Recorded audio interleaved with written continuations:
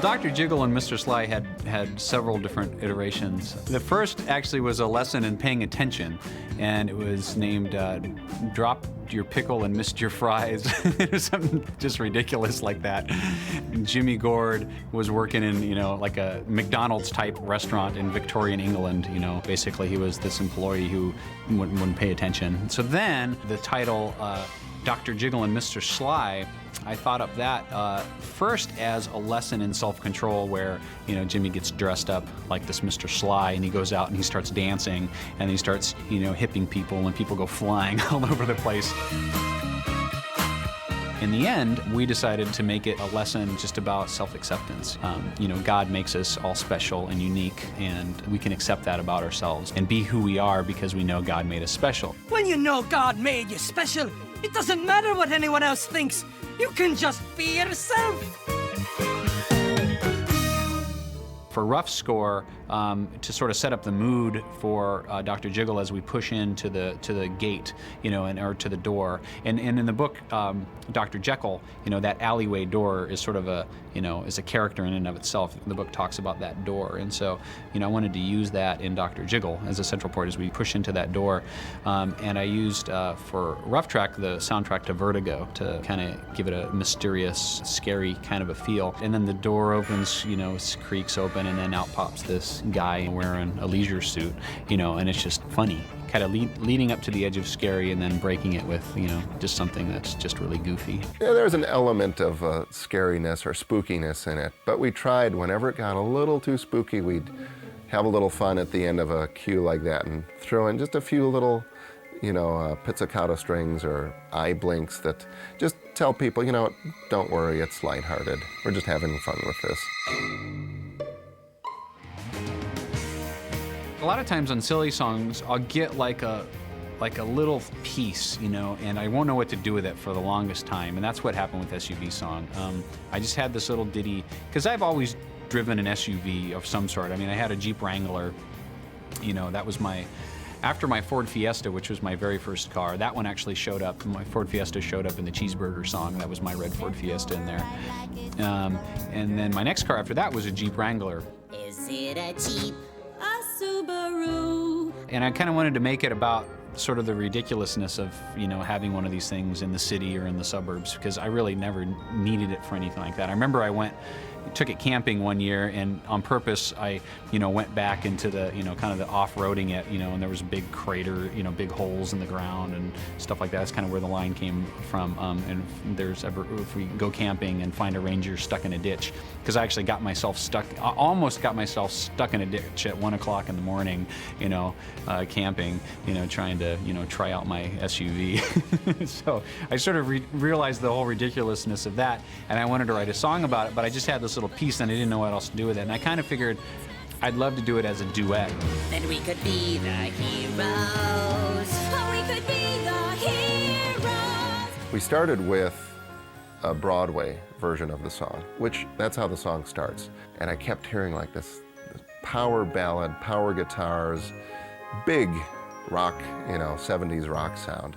So I kept bringing that element into it, and it was a lot of fun to see how it transpired then, because it, after that first chord, it drops back into this light Broadway feel and intimate, and then it just opens way up again.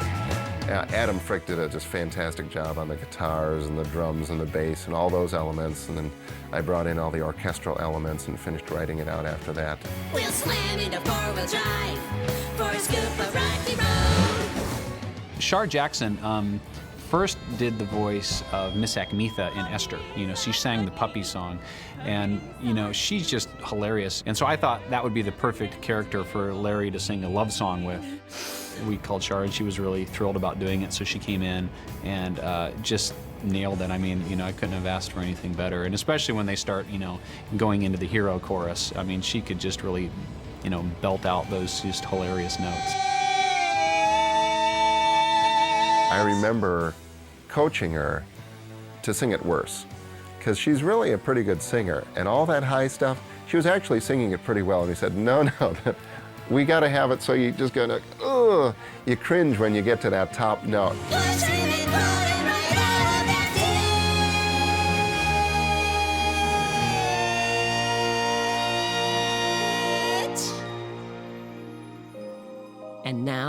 a Snoodle's Tale. The Snoodle's Tale is, for me, a really special story. I had this picture in my head of this little parable that I wanted to craft in this little world. And the goal was not just, how would Phil tell that story, but the goal was, how would Dr. Seuss tell that story? And so I locked myself away and just worked on the verse and worked on the rhymes and tried to get the emotion of that metaphor, into this really fun verse. And it was late one night and my wife had just gone to bed, so I came downstairs and said, and she wasn't asleep yet, I said, honey, can I read you a story? And sat down on the bed next to her and just read her through this, like 40 stanza poem that I just finished. And by the time I got to the end of it, I set it down and turned to her to see if she liked it, and she had tears streaming down both of her cheeks. This little movie has a powerful message that's really addressed to all of us, and it impacts all of us. And it's a message that's very freeing, and it's a message that says how uniquely made we are in God's eyes, how much He loves us, and that our self-identity truly only comes from Him alone. Far, far away in the land of galoots, where the bigglebag trees bear their bigglebag fruits, and far lily bushes all blossom in yellow, and thimbuttle plants squirt snowberry jello. As I began to study the script, what visually came to mind right away was color. The first sensation that I wanted to throw at the audience was a sensation of, wow, this is a wonderful place. It's like a candy land. And then as the story evolved, we wanted those colors to grow even stronger until he reached a point into the middle of the story where our main character really had to make a decision. And at that point, we really muted the colors and took it back to be a little bit more of a gray, a little bit more monotone. And then as we got up into the third part of the story, where he actually meets up with the creator, we created more of a palette that's warm. The establishing shot of the town square is painted, and that was actually the first drawing that I did for the whole show, or anybody did for the whole show. So once we do that, the tower looked like that, the buildings all around the tower looked a certain way, then everything else was designed to fit around that world. We got into such an organic design for the visual development of it. As I was drawing and painting some of the color keys and handing them off to other artists like Chuck Vollmer and Joe Spataford, we started to realize that this show was going to be heavily painted. Just about every background you see, all the clouds are painted. Whenever you see ground that goes in the background, like hills, or if you see crops, the yellow crops that you see in the background, that's all painted as well. And that's all done digitally using Photoshop and Painter. Obviously, the score is, 70% of conveying the emotion when you actually start putting the music behind what you're seeing visually.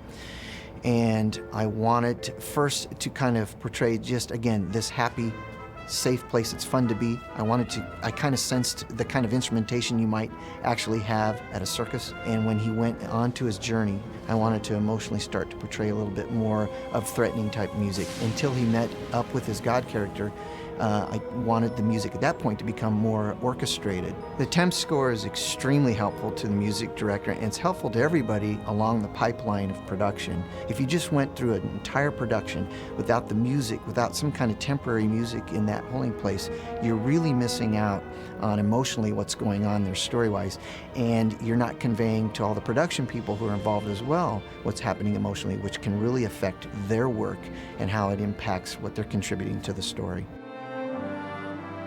Mark Volcano did a great job of setting it up and had given me some musical ideas to get inspired by that really helped out. It's a cute little endearing story, but it's really rich with emotion. So we're jumping back and forth between this lighthearted music and this sadder music. I used a lot of simpler instruments like flute and melodica. And then we have the characters of the community that come around him, and they bring a flavor of a little bit of meanness and a little bit of raucousness in them, with this band that sounds like a calliope or a circus band, a little bit out of tune, a little bit out of rhythm. And then he climbs the mountain, and first there's a mystery to that. There's a loneliness, there's a silence up there, but then he meets the Creator, and there's a sense of peace. And so as he's coming back down the mountain, the orchestra is a little bit bigger. It's a little more joyous, a little happier. In looking for the voice for our main character. We went through 6 or 7 different children, and Philip's voice right away I thought had that sound, had that unique innocence about it. Also the enthusiasm that Philip has in his personality came through right away. When I first found out that I was going to voice a character, that I was really excited. I would say, okay, pretend you're on the playground right now and you just got pushed off the slide. Think about how that feels. Can you think of a situation like that? Okay, that's what I'm looking for. Okay, here's the line of dialogue. They just told me what to say, and I just repeated that, and they told me how to do the tone of my voice. And he did a great job for that being his first time at doing a professional dialogue recording. I think the message is important. It's not what other people think of you, it's only the way that God sees you that matters. Kids come into the world and they want to do everything, and they think they can do everything because no one has told them they can't. So your kids, they'll sing for you, they'll make pictures for you, they'll do cartwheels for you. But then as they grow, eventually peers come into the picture. And when peers come into the picture, the messages change. And so what I wanted to do with this story was, number one, create a parable. So we can step out of our own world and look into another little world and see that dynamic. But ultimately, and this is the lesson that I'm trying to get across, we can't draw our self-image from our peers. We need to draw it from our Creator. Because only when you see yourself the way God sees you do you have a true picture.